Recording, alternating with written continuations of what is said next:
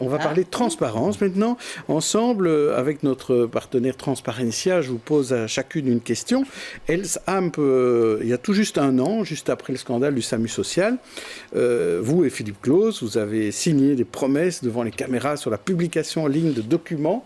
Et donc, dans certains cas, cette promesse n'a pas été tenue, notamment dans le cas du cadastre des subsides versés aux ASBL et de la mise en ligne des enquêtes publiques. Alors, est-ce que vous pourriez faire en sorte que cette promesse soit quand même respectée lors d'un prochain collège, par exemple, et mettre sur vos sites internet tous les frais de voyage, les noms des accompagnants, les rapports de mission.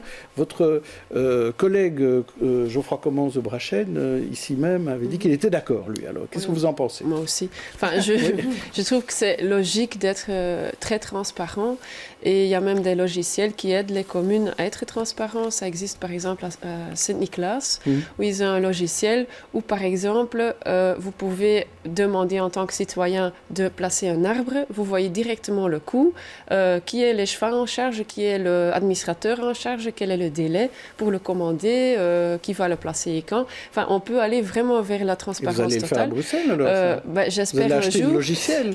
J'ai déjà proposé ça, mais on n'est pas encore arrivé à l'acheter parce que ce logiciel qui fonctionne pour Saint-Nicolas ne peut pas encore fonctionner à Bruxelles, car Bruxelles est trop grande, mais on va un jour arriver à cette situation.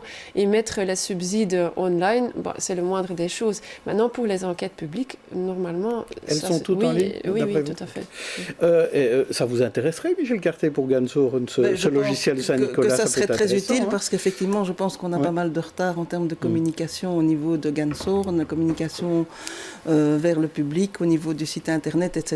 Donc ça pourrait être très intéressant. Maintenant, en termes d'obligations, il y a l'ordonnance qui a été, justement, j'ai une question là-dessus. J'ai une question là-dessus.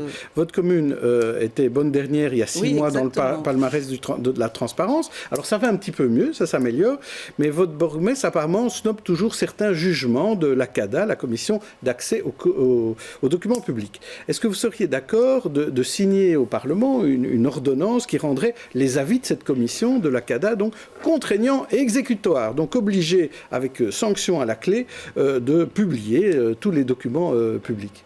Mais oui, mais ce serait regrettable de devoir en arriver là. Je ne comprends pas pourquoi... Enfin bon, je ne vais pas revenir sur la situation de Gansoren qui est un peu problématique puisque je suis échevine, mais je suis dans l'opposition.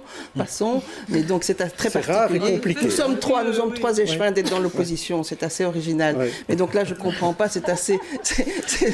Excusez-moi, mais c'est assez regrettable effectivement de ne pas avoir répondu dès les premières questions de Transparencia. On est arrivé bon dernier, ce qui n'est déjà pas reluisant pour l'image de la commune. Mais ici, s'il faut effectivement signer une ordonnance, ben oui, pourquoi pas, mais ce serait regrettable de devoir en arriver là. Alors,